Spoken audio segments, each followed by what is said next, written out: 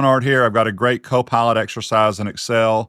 I'm going to use advanced conditional formatting. What I want to do is if I see in column L, M, or N, I'm looking for yes or no's, but I'm looking for yeses.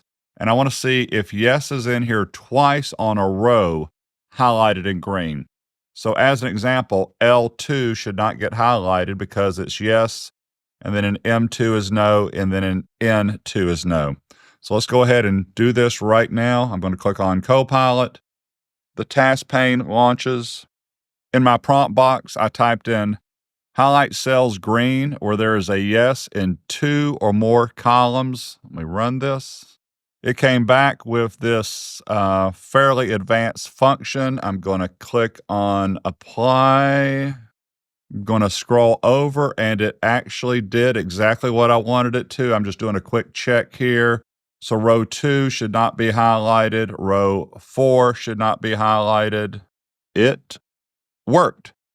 I appreciate your time. My Microsoft Excel Copilot class is available along with Teams, other Excel classes, and OneNote. Have a wonderful day.